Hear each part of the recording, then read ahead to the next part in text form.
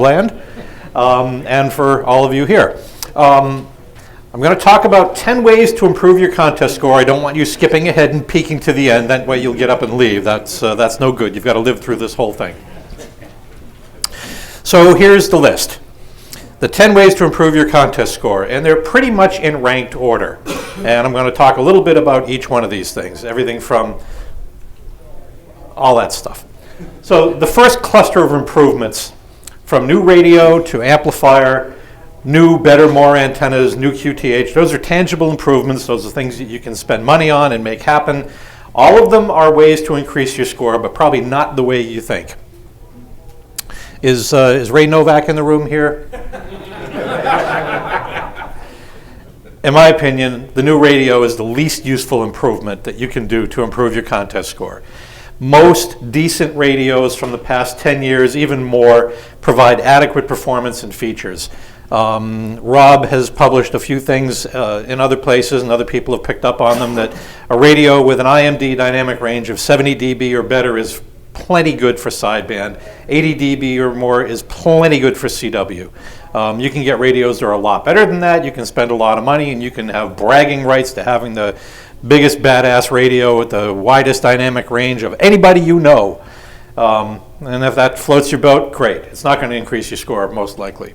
But the benefit of a new radio, besides bragging rights, is that it gets you more interested and it gets you on the air more. And that's really important. That's where you'll get some benefit from a new radio. You'll enjoy it more, and that's what it's all about. These are the things, and I'm going to lump them together: amplifier, antenna, and QTH. Those are all ways to add dB. But how much is a dB worth in improving your score? There's actually a number, and I'm going to tell you that number. Now, how much does a dB cost? Well, that's a whole different question, and we'll talk about that a little bit too. Amplifiers add dB, antennas add dB, QTHs can add dB, but the cost per dB is something you have to think about. So where do you spend the money? Okay. We have, almost by accident, a perfect test case, a control for what we want to look at here. Prior to 2014, N1UR in Vermont always operated low power. He loved the category, and he and K1BX rocked back and forth, winning it every year and setting records. Ed's got good antennas. He has antennas that would do any single-op high-power station proud. He has a hillside location facing a downward slope towards Europe in W1. He switched last year to operate high power for the first time ever. So did it help his score? Well, I should hope so. First of all, we have to establish the baseline. Is this guy really running low power, or is he violating some of the ethical stuff and, claiming low power and running an amplifier? Well, let's look at some science. Let's look at the data. N1UR is the yellow plot here, and he seems to be hovering somewhere around 10 or 12 dB. Of signal-to-noise ratio on a reverse beacon network receiver over in Germany. NN1N on 10 meters was, looks about like it's about 12 dB higher than that. So looks to me like NN1N, who was running high power, and he works at the league, so of course he's running 1,499.9 watts. And Dave's a straight shooter, so I'm sure he's running 1,500 watts, and the difference looks about right. On 15 meters, I have to beat up on Dave about this. He's obviously got a problem with his 15-meter antenna because the low-power guys are louder than him at certain times of day. That's not unusual for stuff to happen like that, where if you have a hole in your pattern at certain times of day, you'll be weaker. But you can see sort of, if you think about him being around here, and then when you are being around here, you're looking about a 10, 12 dB difference, which is what it should be. So I'm pretty confident that N1UR is really running low power. So let's compare his scores historically to the top high power operator.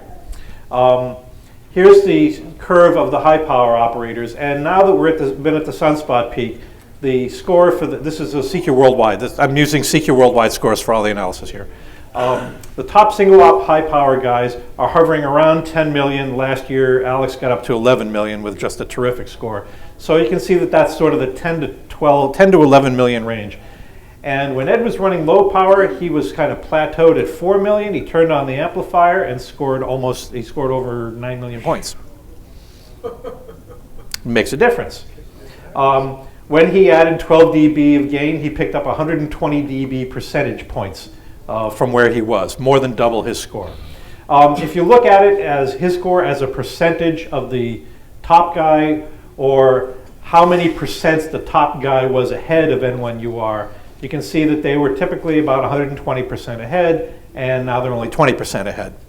So, I mean, Ed hasn't got a lot of experience operating high power. It's a little different from low power, but still, you can see there's a big difference. Yeah? What is the high power is run? 1,500 watts or 1,000? Question is, what's the high power limit, or the high power, and it's 1,500 watts. Okay. So let's look on sideband. In the phone contest, similar kind of curve. You can see that he was plateaued at about 4 million points and then rocketed up over 8 million points. There's one sort of fudge data point here.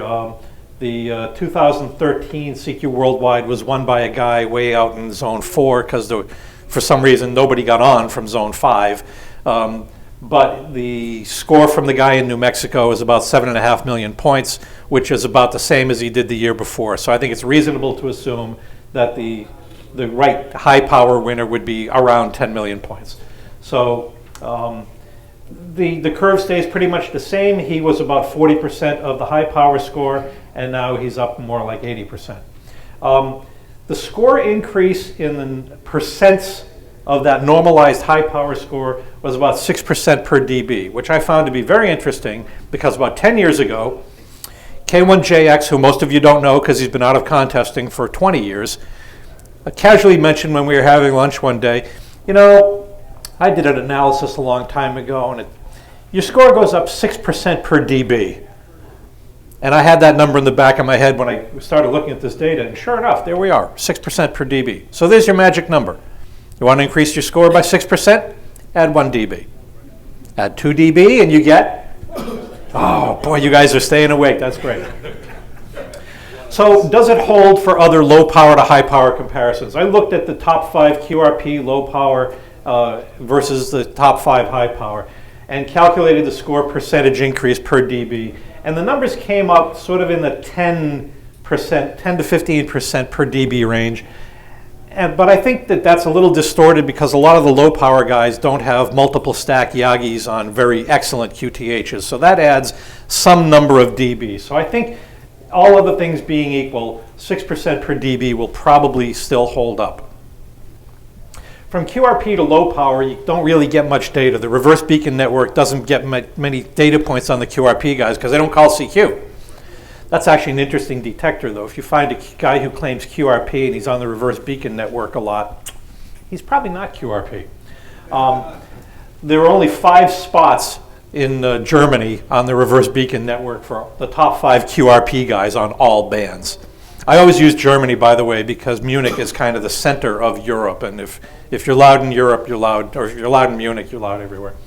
The high power scores are typically 1,000% to 1,500% higher than the QRP. That's 25 dB above 5 watts. The ratios just don't work out quite as well. It's like 30% to 40% per dB. So, you know, if you're really into QRP, don't take offense, but I don't really care about QRP guys very much. All right, so number 9 on the list, add an amplifier. That's for the low power guys or the QRP guys. How much does that dB cost? Okay, well, a used SB220 you can probably pick up for $500.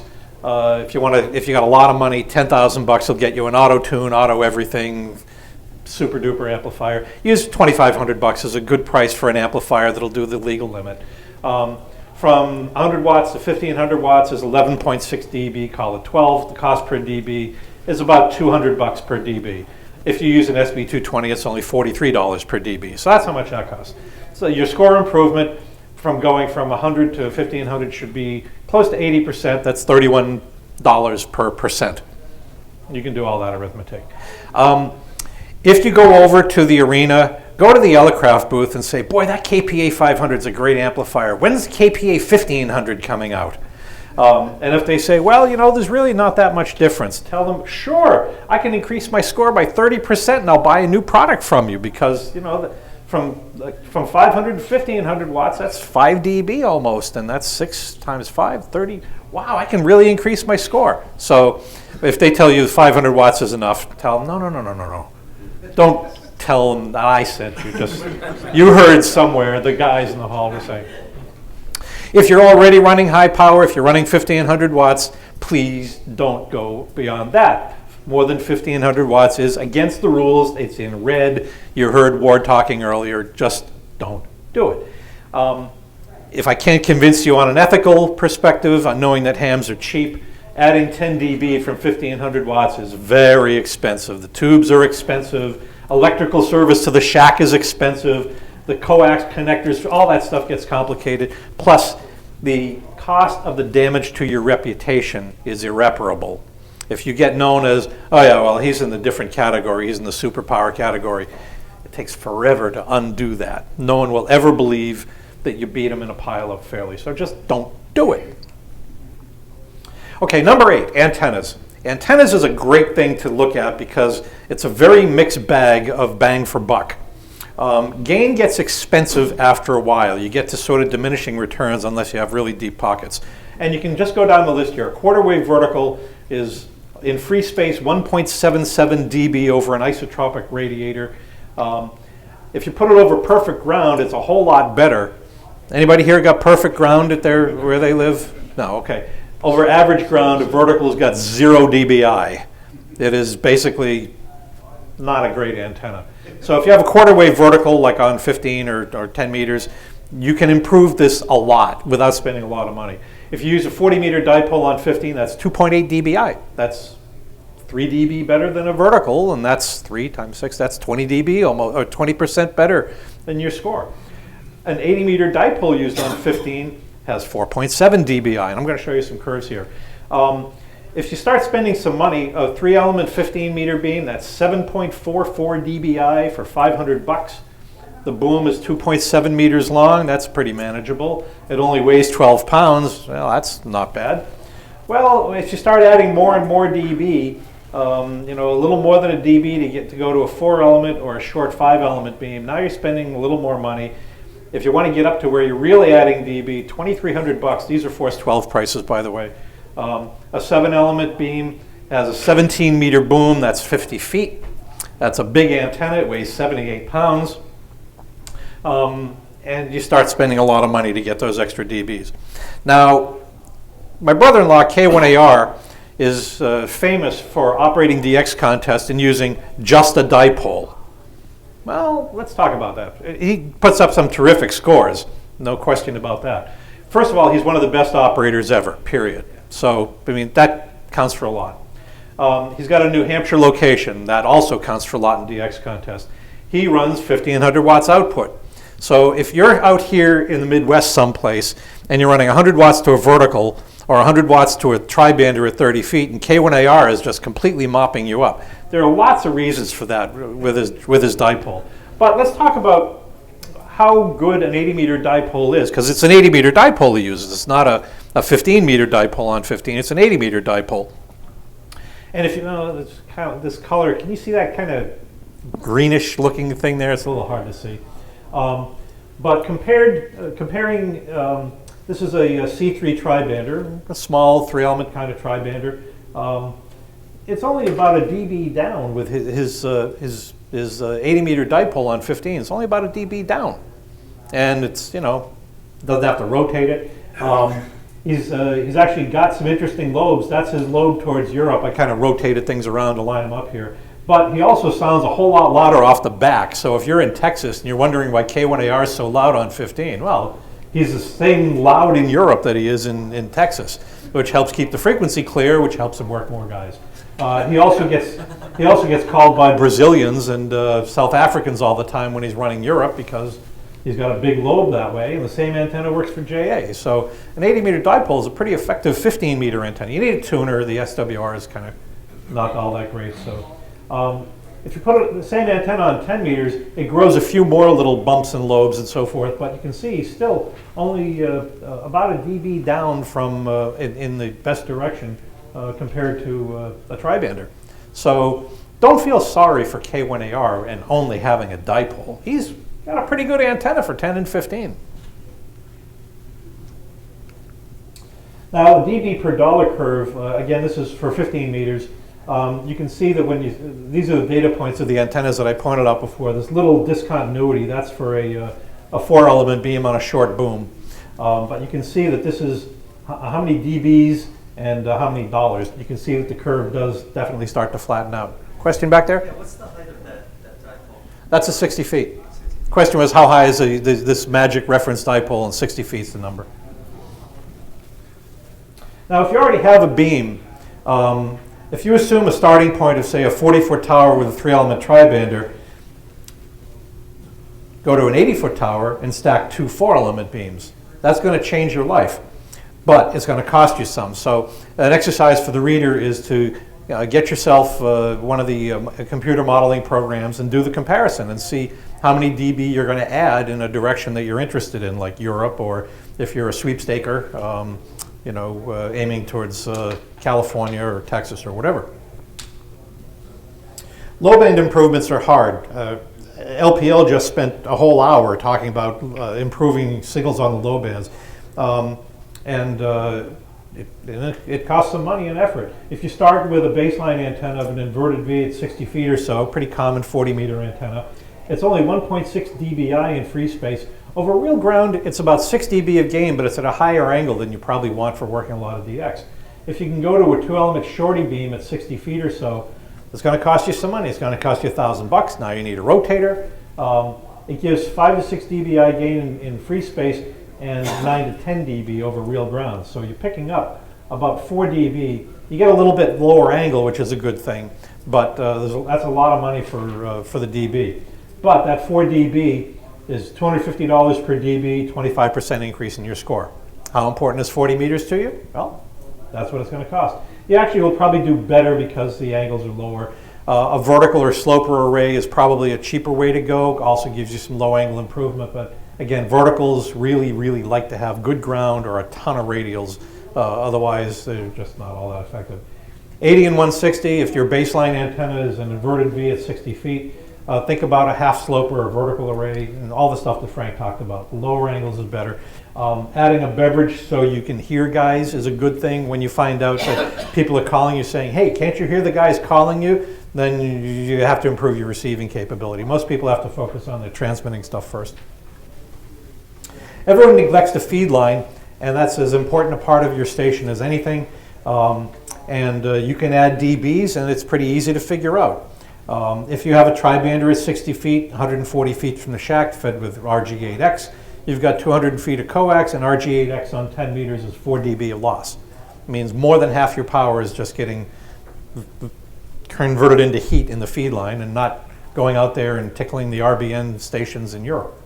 So if you replace it with 200 feet of LMR 400 or DXE 400, I prefer LMR 400, by the way, because the real original stuff, because Times Microwave donated 6 miles of coax to WRTC. So please buy the real stuff from Times and tell them Doug sent you. I do. That stuff's only got 1.6 dB of loss at 10 meters, so you pick up 2.4 dB. It's $75 for dB. It's sort of in that range. It's equivalent to almost doubling your power, and it helps on receive as well. And it'll get you 24% score increase just by replacing your feed line. That's a pretty simple one to do. Or if you can scrounge up some surplus 3/4 inch cable TV hardline, that's only got 0.4 of a dB of loss on 10 meters. That's getting 3.6 dB for maybe a 6-pack of beer if you can find the lineman who's taking the stuff down. That's equivalent by raising your power by 2.2x. Or there's other ways of getting 3.6 dB of gain. You can buy a 3-element Yagi. That's $300. That picks up another 7. That's a 7.5 dBi antenna. You can get some more dB by going to a 6-element beam on a 28-foot boom. A little bit more antenna, 11.1 dB. So you need to spend $180 or scrounge better coax, or spend $700 on a bigger beam. If you're starting from here and you want to add 3.6 dB, that's what you've got to spend, $700 incremental. Now, if you already have a 6-element Yagi, the next 3 dB is going to cost you a lot more than $700. Okay, way to improve your score, number 7, move. Yesterday in the elevator, Randy K5ZD said, so what are you talking about? And I said, well, the 10 ways to improve your contest score. He said, oh, so what are you going to talk about? And the joke between Randy and me is I said, well, the most important thing is move to Maine and the other 9 don't matter. Because that's how I beat him. But moving is certainly an option. It's complicated and expensive, especially if you have a spouse, family, and all that stuff. But it can definitely be effective, I can tell you that for sure. A hilltop or an oceanfront location compared to the valley that you live in now is going to be a big, big improvement. W1 is a great place to be if you're used to trying to do DX contests from the black hole. On the other hand, if you like sweepstakes, moving from W1 to New Mexico or West Texas or KP4 is the way to go. W1's not a great place for sweepstakes. So if you decide what kind of contest you want to operate, and you have the flexibility of moving to a better location, you can do that. That'll really improve your score. 7A is the virtual move. Stay at home, but operate a remote station someplace. It's now practical. We'll have a talk on the contest forum on Saturday on is remote contesting now ready for prime time? Because people are starting to win contests from stations that are over there when they're over here. There's ways of doing it. Remote ham radio is one vendor that will sell you some time on one of their big stations, and they've just bought one in Maine. They've bought some land. They're building a station on the ocean front in Maine. Game on. There are others. You can roll your own if you have the property and the resources, but a lot of the stuff you can buy off the shelf now, so you can build a remote station and you don't have to move. So your kids can go to the same school and you can operate from wherever you want. Okay, number 6, add a second radio. Randy once was quoted here at CTU saying, please don't try SO2R until you're really good at SO1R, please. Because you'll find yourself transmitting on the wrong radio, listening on the wrong radio, yelling out a turn on a pileup, and you'll just make life miserable for everybody. KL7RA has said SO2R station construction is harder than multi-station construction because both radios need access to all the antennas, and you need to be able to switch all the filtering and all the other interference mitigation things so that you can really do multi type stuff, but with 2 radios, either one going on any band. And I tend to agree with them. Adding a second radio only adds about 10% to your DX contest QSO total, maybe 20 or 30% to your score. Those are the numbers you can expect. But having a second radio does allow you to know what's happening on the other bands, and that's pretty valuable. That's the biggest gain you get from it. You don't miss openings. Okay. Joining a club is a really, really valuable thing to do. Find a contest club in your neighborhood. Don't go to the Shack on the Belt VHF beer drinking contest or radio club. Go to the something DX club or the whatever DXN contest club, because those guys are the ones who are motivated to build good stations, talk about operating, talk about things that will help you learn. Choose the right club or start one if there isn't one in your neighborhood. The guys in Louisiana a few years ago said, hey, we don't have a contest club here. Let's start the Louisiana Contest Club. And almost immediately they got up to like 50 members, and they all started learning stuff. They all started getting on the air. They all started seeing their scores get better and better, and they're just having a lot more fun out of the whole thing. So start one if you have to. Learn from those other guys. Exchange rate sheets. And this is a line from one of my favorite Dylan songs from Forever Young. It says, may you do for others and let others do for you. Teach them and learn from them. That's important. Number 4, go to a multi-op. Most of the multi-op stations are pretty well equipped. If you're just kind of figuring out, how do I make my station better, these stations are well equipped. They have better radios than you have probably. They have better antennas than you have probably. And see what it's like to use the big iron. See what it's like to have people call you rather than sitting in pileups calling and calling and calling and calling. That's a great thing. And you get to see how other ops play the game. Go to a multi-op where there's some guy who's really, really good and ask if you can sit next to him and just listen. And you'll pick up tips that way. Oh, so that's how you, gee, how come this guy doesn't say, please copy and QSL QRZ 73 after every contact? Gee, boy, he's working guys really fast. Maybe if I don't say all that other stuff, maybe I can work guys fast too. Things like that. You'll learn some of the best practices in station design and station construction if you go to a multi-op. Because as a multi-op owner, the guy who owns the station doesn't want anyone leaving saying, what a Mickey Mouse station that is. The coax connectors are all loose and wiggly, and there's intermittents here and there, and the rotators are pointed in the wrong direction, and the radio only works when you bang it on the top. And, you know, guys don't want that kind of reputation, so they tend, not all of them, but they tend to try and keep their stations in good repair. If they're having guests, they want to put their best foot forward. Number 3 way of improving your score is to use the cluster. You don't know how much it hurts me to say that. It will add 20 to 30% to your score. No question about it. But you're not going to learn anything if the cluster does the work for you. And yeah, it'll help this contest score, but you won't improve your own native skills at all. The cluster will also distract you. We did an analysis a few years ago of a guy in the YCCC who used the cluster to work stuff, and he said, yeah, I had a great first hour when 15 opened. I worked 100 guys in that hour. I said, okay, well, that's great. And he, you know, I looked at his log, and he was sort of all over the band. He covered the entire band, just clicking the spots, you know, in chronological order. I said, great, you had 100 hour the first hour. How was the second hour? Oh, I guess the band went out. It was, you know, I only had about 40 guys that next hour. How about the hour after that? Oh, not too good.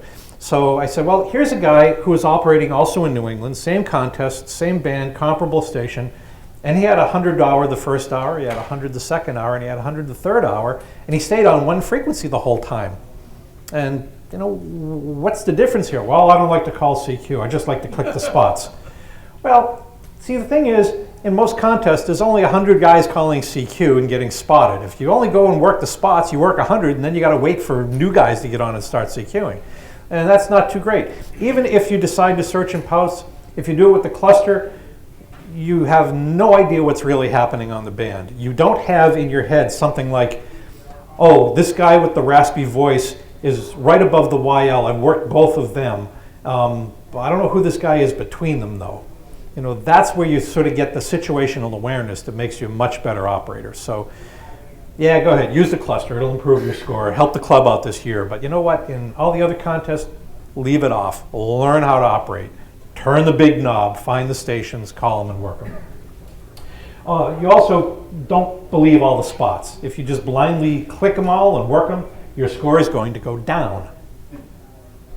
I'm not making this up.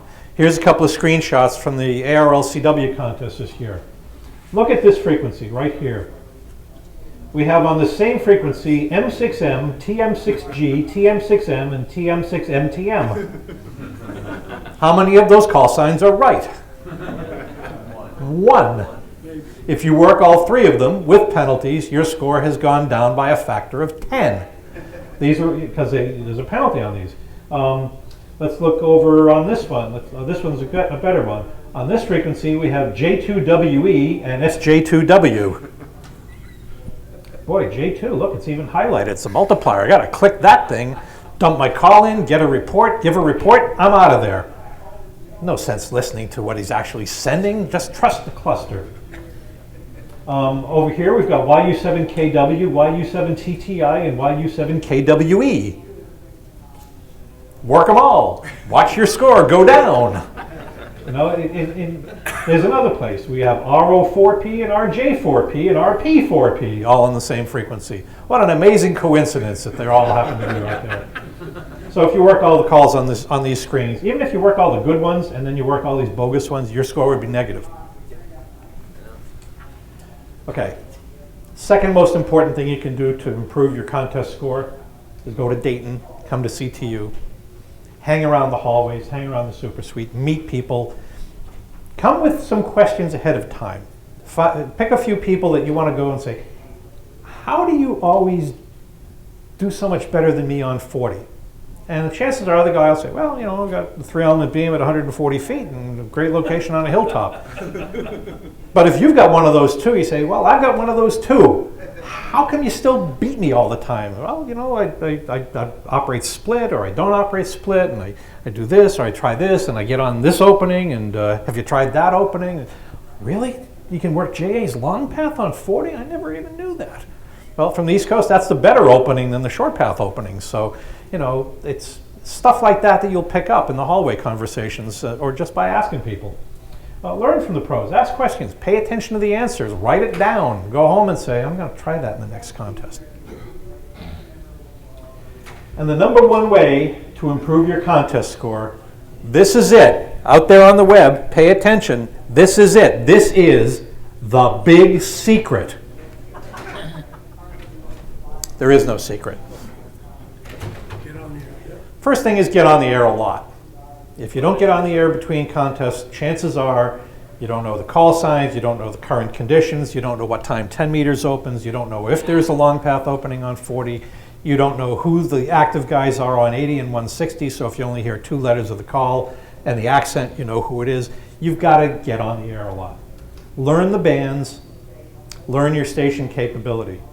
At my station in New Hampshire, it took me a long time to figure out where I kind of stood on 160. It wasn't very loud, but I could hear pretty well. But I knew that when 4Z4DX was on 160, I had to wait. I could hear him S2, S3 much earlier than I could work him, and he could never hear me. I had to wait till he was S6, S7.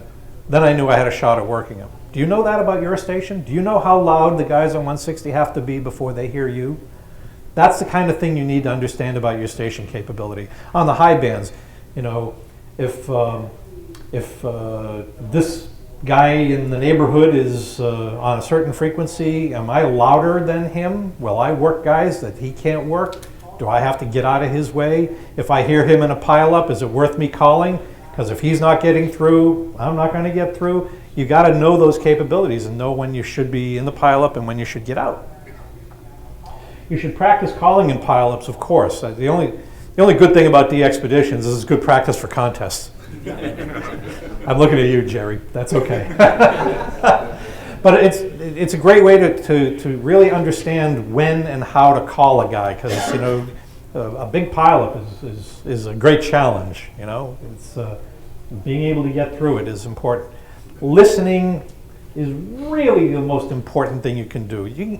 I listen a lot, and I don't even transmit much during the week. People say, gee, I don't hear you on the air very much. Yeah, well, I don't transmit much. I listen all the time, though.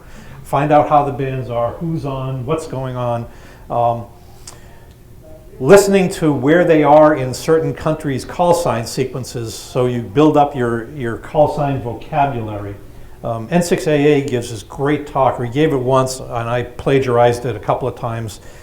He talks about the difference in vocabulary between a non-contester field day operator and someone who's been doing contests for 20 years.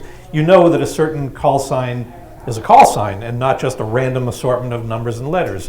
And as you build up your vocabulary, you start to understand sort of what things are. So I gave that talk at the YCCC once, and I said, okay, I want everybody here in the room, take out a piece of paper and write down 5 valid contest call signs of operators in the 3rd district in Japan. Go. And you know, you have to think about that a little bit. You know, well, there's J3YKC, they're always on, J3BOA, he's a big guy on 160. And you kind of work down and you say, yeah, okay, I do know some 3rd district calls.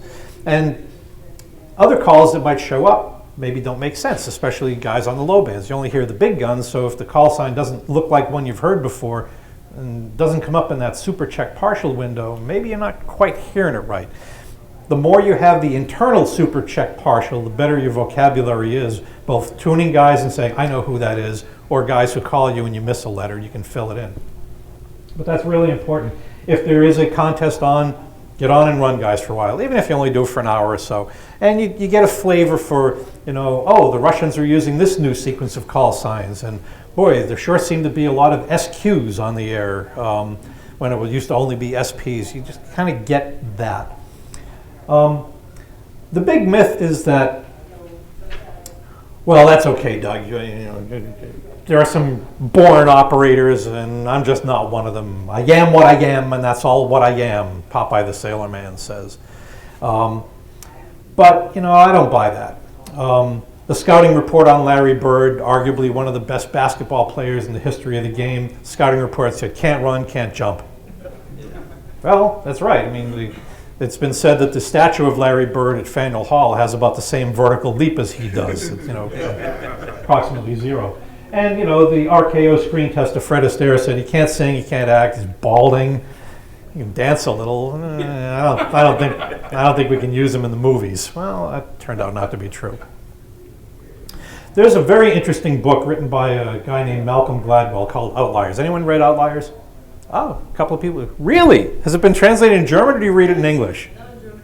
In German. Oh, wow. Gladwell's book put something into the popular consciousness that's completely wrong. What he said was that a researcher named K. Anders Ericsson from University of Miami came up with the 10,000 hour rule. And what he said was that you need 10,000 hours of deliberate practice, not just screwing around, not just clicking stuff on the cluster. 10,000 hours of deliberate practice to master a particular skill or sport or chess or music or whatever. Deliberate practice is not always enjoyable. The musicians practice their scales for hours and hours and hours and hours and hours and hours and hours. And, it's not much of a tune. It's not great to dance to, but practice does make perfect. Ericsson points out the fact that the Beatles were so good because they did 1,200 live performances in Hamburg during the 1960 to 64 stretch, playing together as a group, getting to know each other, getting their licks down, playing 5 or 6 or 8 hours a night, just playing over and over and over again. And they got their 10,000 hours. And Bill Gates had access to a computer at age 13, which gave him some practice writing programs and hacking the school's system. But the top contest operators don't have bigger or more sensitive ears. They don't have springier fingers to be able to work the paddle better. They don't have any natural skills. So how did they get there? This is a quote from Ericsson. People actually research this stuff. I mean, they research how do people get better, and you can sum it up with practice gets perfect. But what he said was giftedness researchers have long debated whether there's empirical evidence to support a distinction between giftedness and attained level of achievement. In other words, were you born with it, or did you get it by practice? With the exception of fixed genetic factors determining body size and height, we're unable to find evidence for innate constraints to the attainment of elite achievement for healthy individuals. That means you got no excuses. Unless you were born deaf or born with a hand that doesn't work to make stuff go, you can learn it and you can get better. There are 2 more factors from recent research. Starting young is a big deal. All other factors being equal, if you started younger, they were higher achievers at the elite level, and I'm going to come back to that. It's probably related to the development of what they call working memory capacity, which is the ability to remember a set of objects while you're doing something else. So call sign memory, for example, is one of those things that I think is the ham radio version of this. The younger you start and the more you develop memory of things that ultimately are valuable in contesting, that helps a lot, call signs being a big thing. There's more research recently talking about something that they're calling grit, which is that unique blend of IQ and EI, which is emotional intelligence, that results in persistence. Do you want it bad enough? Are you going to go after it? And are you smart enough to figure out your mistakes and learn from them? The desire and passion to get better drives the willingness to spend so many hours practicing a skill. 10,000 hours is a lot of hours, right? So what happened is when Gladwell's book hit the bestseller list, people saw 10,000 hours required to be the best. And as it made it into the mainstream media and worked its way down and eventually got to everybody through multiple editing passes, what people heard was it takes 10,000 hours to get good at anything. And that's crap. Crap, I say. It's 10,000 hours to be the best, to be a chess grandmaster, to win the CQ Worldwide year after year after year after year, to be an Olympic class athlete, to be a virtuoso musician. That's what takes 10,000 hours. You can get pretty good in about 20 hours. And I saw a great demonstration for this. There's a guy named Josh Kaufman. Anybody ever watch these TED Talks that are available on the web? Here's what to Google. Make a note of it. Google Josh Kaufman, TED, ukulele.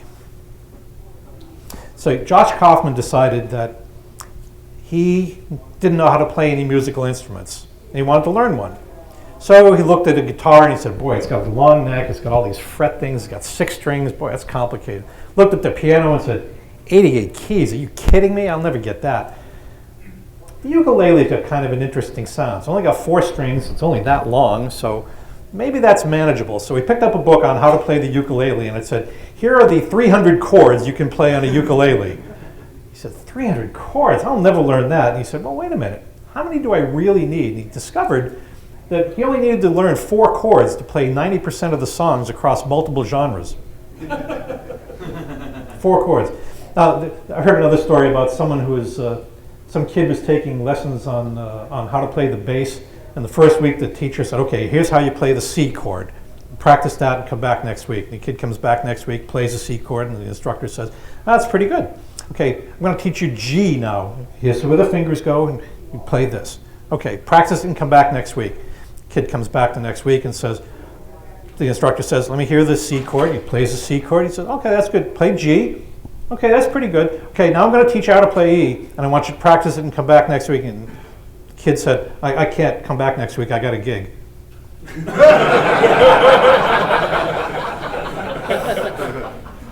So Kaufman said you only need 4 chords to be able to play most melodies. And he said you have to be able to deconstruct the skill you want into smaller parts. You don't need 300 chords, you need 4. Learn enough to know how to self-correct the task. If it doesn't sound right, it's probably not right. So get something that tells you what it sounds like and do that. Remove all the barriers to practice, no excuses. If you want to do it, commit to it. Half an hour a day for a month gets you pretty close to the 20 hours you need. And put in the full 20 hours. And the first few hours are going to be really frustrating and not too good, just like learning how to operate. Dialing around, if you're not doing much CW and you tune into the sprint contest as the first time for a CW contest, you're just going to shut the radio off and go watch TV or something. Get past that. Pick something a little bit easier. And in Josh Kaufman's video, he actually pulls out a ukulele and he plays everything from rap music to classic rock to classical to middle of the road kind of stuff. He plays about 5 minutes of stuff and he says, there, I have now finished my 20 hours of practicing the ukulele. So you can do it. Contesting is a personal endeavor. Why are you doing it? Well, some people do it to compete. Some people need a competitive outlet. You build a station, you improve the station, you operate a lot, you just get into it, and you do it because you want to compete. A lot of people just do it for fun, and that's okay. If the guys doing it for fun didn't get on to do it, all the guys who are doing it to compete wouldn't have anybody to talk to. If you're doing it just for fun, part-time operation, pick up new countries, take what you can get, that's fine. Some people do it for both. It gets to be fun when you get good at it. Most games are more fun when you develop a reasonably high level of skill. And as I said, you can get good at contesting by just operating 20 hours, a couple of DX contests, that'll do it. Whatever your goal in contesting, whether you want to do it as blood sport to really compete, whether you're just in it to pick up some new countries and stuff, whatever your goal is, have fun. This is a hobby. Don't let it dominate your life. If you're really serious about it, you will be putting some time into it. You will need an understanding spouse and family and so forth. But if they don't understand, maybe they weren't the... Well, whatever your goal is, have fun. Thank you. And that's the end.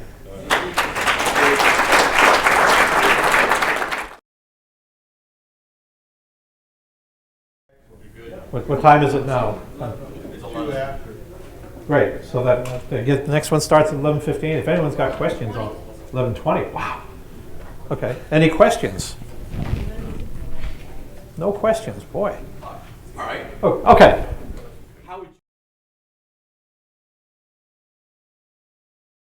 Or at my station. now you know all the numbers? My station is almost maxed out from a hardware perspective. I only have one tower. I've got a lot of hardware on it. My station's biggest shortcoming right now is 40 meters. There's not much I can do without putting up a second tower and putting up a bigger beam. So I know what my station's capabilities are. I beat that thing up enough, and I know that 40 is my weak spot. Everything else works pretty good. I do have some other issues now. I just changed a lot of my antennas last year, and I didn't get to the point of sorting out all the interstation interference problems. So my SO2R capabilities are a little bit compromised on some bands. So I've got some work to do on cleaning up some of that stuff. So from a station and hardware capability, that's about it. I'm not going to buy another location. What it is what it is. I'm not moving from there because I moved there already, and it is what it is. As an operator, I find I get rusty if I don't operate quite enough. I was in the Caribbean this year for the ARL phone contest, and I thought it would be nice to try and rack up another big hour and try and beat my personal best. And the first 10 or 15 minutes were going pretty good. The rate meter was way up there. And then I got a little tired. I started slipping a little bit. I started asking for repeats. I started talking too much. And I realized that I just didn't have the discipline to stick to it to keep the rate. All the things that I tell people, don't say thanks 73 QRZ, I started finding myself doing. And I just found myself getting into bad habits there. So I need to be a little more consistent on stuff like that. I hadn't operated outside the US for several years anyway, so I was a lot of practice on that. And I don't know how much more of an improvement there is available, but I've never felt that I'm that good a CW operator, so I really need to keep doing that more and more and more. I look at my UBN reports, and they're good. The score reductions aren't too bad, but I look at some of the calls that I blew and I say, come on, that call's wrong. Why did you type that one in? So just, negative. So, working on copying better and just more practice. I've been doing this game for over 40 years, but I still, every once in a while, I pick up, I could shave a little time off if I do this instead of what I've been doing. And so, there you go. So I know from the hardware side, I know what I got to do. Do you know what you need to do? Yeah. If you had to compare 1500 watt tunable amp to 500 watt solid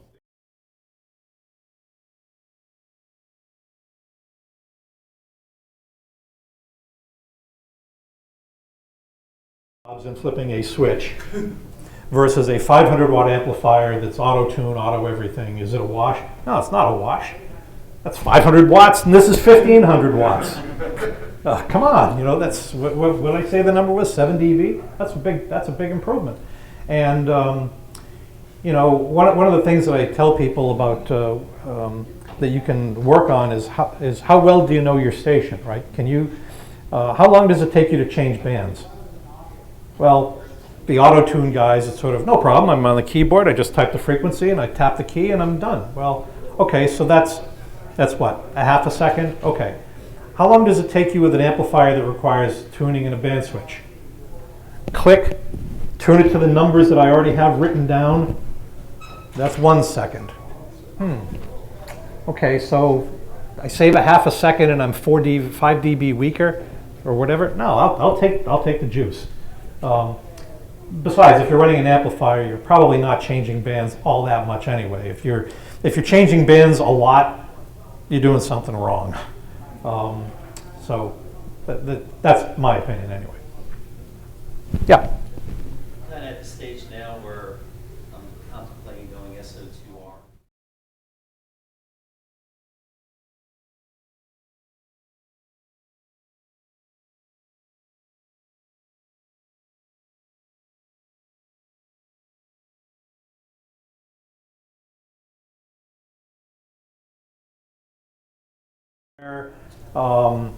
I'm thinking I might go SO2R, and is it worth it? It seems like there's a lot of investment and so forth. It costs a lot, and yeah, it's not trivial. You can start simply.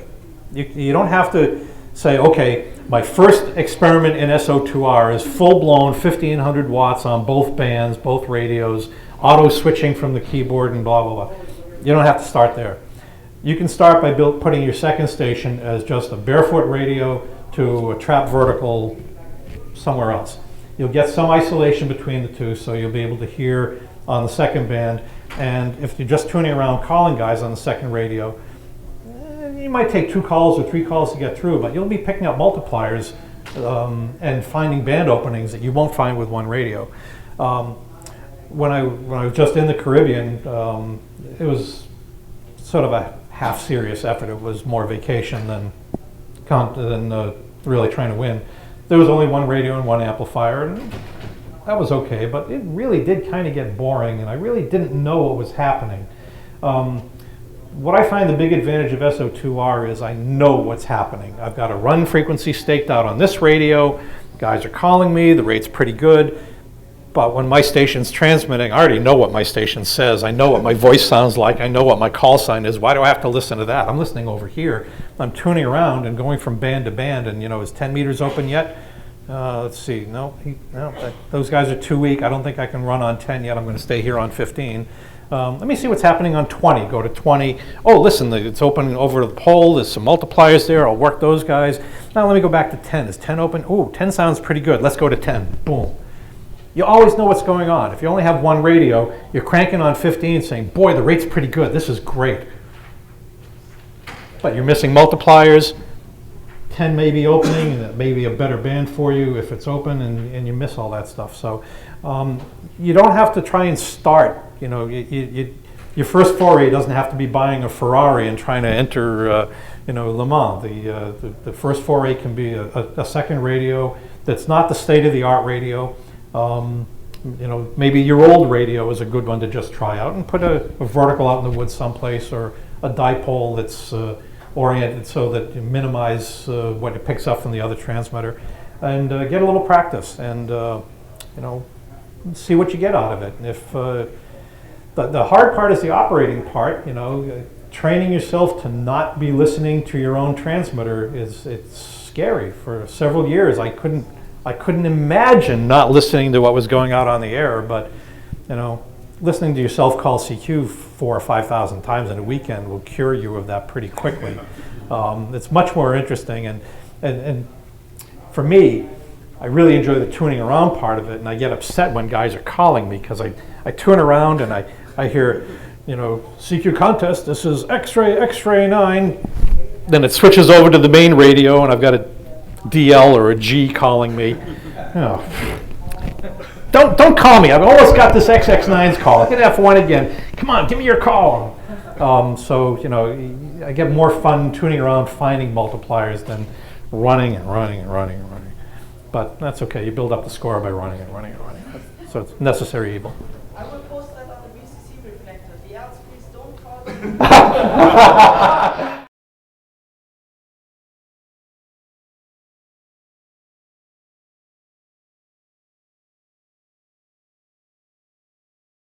Where you're going to put your effort into making your signal the best. If you look at, since all the logs are public now, you can download a log, import it into your logging program, and take a look at where the guys are making all their contacts. From the East Coast, in the DX contest, 80% of the contacts come from Europe, and the biggest single country on both modes is DL. There's a lot of them DLs out there. And if you look at where the other countries are, where where the contacts are coming from, at least on the high bands. You know, DL is big. Italy is big on sideband, not so big on CW. On CW, it's the Russians and the URs. There's lots and lots and lots of them. The Gs, the Fs, and so forth. So, you know, you kind of figure out where all the money is for the volume. Okay, one more question maybe, or we can wrap it up. Okay, thank you very much for your attendance. You got something.